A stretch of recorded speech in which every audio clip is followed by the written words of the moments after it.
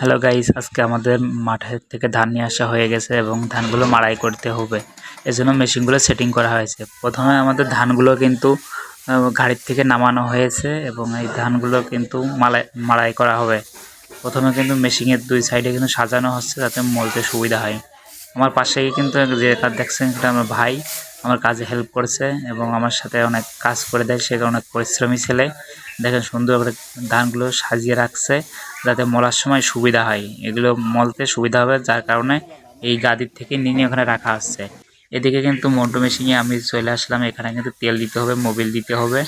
আর এই মন্টু মেশিন দিয়ে ধান মলতে হয় মেশিনের সিস্টেমে, যাতে অনেক দ্রুত কাজগুলো হতে পারে। প্রথমে কিন্তু মোবিলগুলো নিয়ে নেব, পরিমাণ মতো দিতে হবে।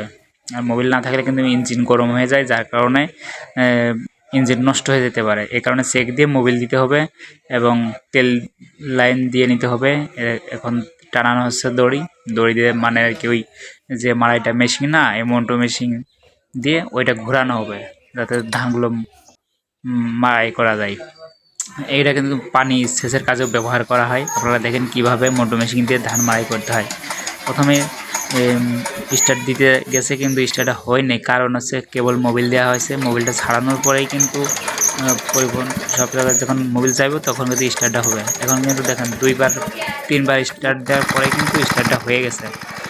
দেখেন এখানে কিন্তু দড়ি দিয়ে ওই মেশিনটা ঘোরানো হচ্ছে আর ওদিকে ধান মালা হচ্ছে।